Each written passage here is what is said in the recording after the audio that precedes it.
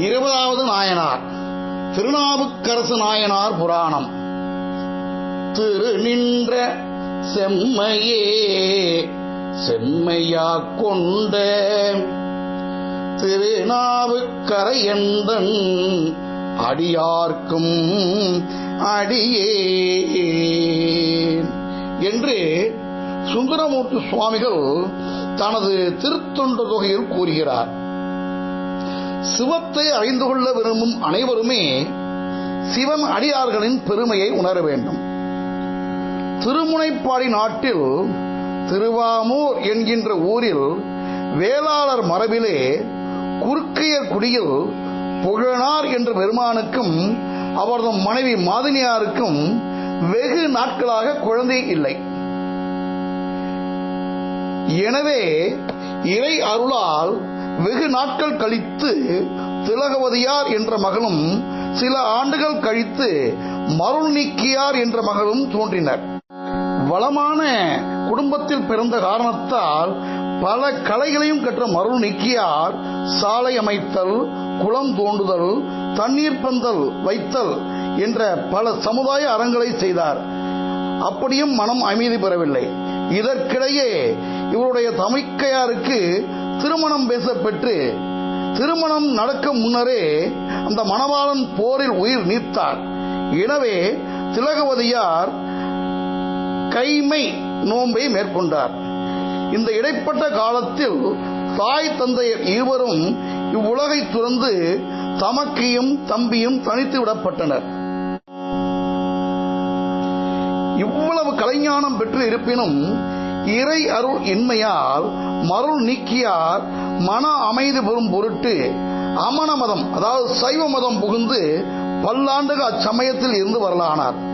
தம்பையாரின் இந்த நிலையை கண்டு மிகவும் கலங்கினார் திலகவதியார். இறைவனிடம் மீண்டும் சைவ சமயத்திற்கு வர வேண்டி முறையிட்டார்.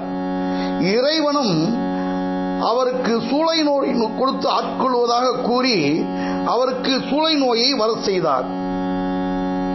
சமண சமயத்தில் இருந்த பலரும் அந்த நோயை நீக்க எவ்வளவோ முயன்றும் முடியாமல் போக இறுதியாக தமக்கையாரை வந்து கண்டு அவரிடம் திருநீர் விட்டு அண்மையில் உள்ள திருவிரட்டானம் கோயிலுக்கு சென்று இறைவனை பாடினார்.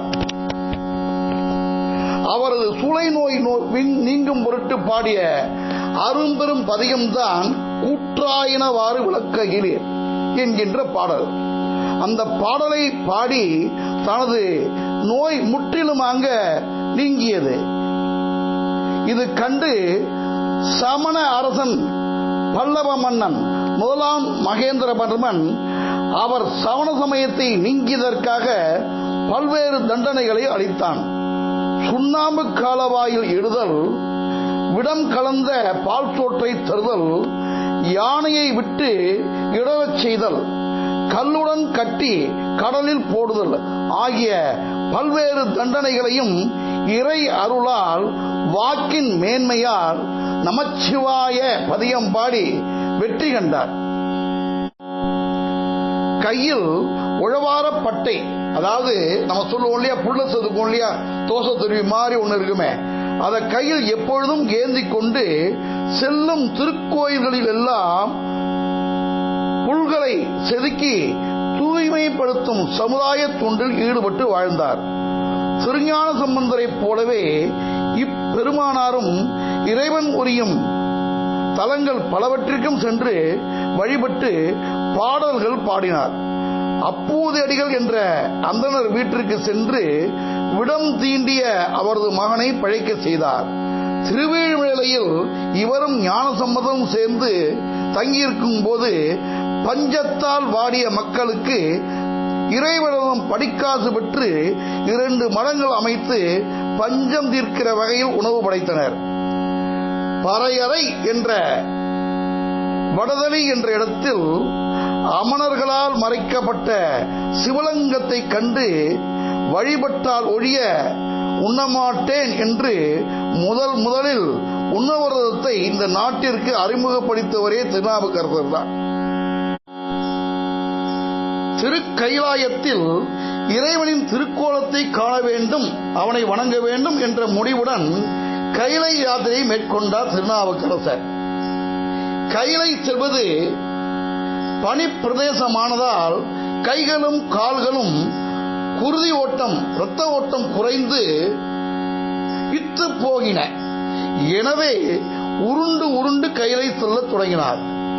இவரது நிலை கண்ட இறைவன் தவ முனிவர் வேடம் கொண்டு மானிட உடம்புடன் கைலை சென்று இறைவனை வழிபடுதல் இயலாத காரியம், எனவே திரும்பி செல்க என்று எவ்வளவோ கூறியும் மாலும் இவ்வுடல் கொண்டு இனி மீளேன் என்று பிடிவாதத்துடன் கைலை செல்ல முற்பட்டார்.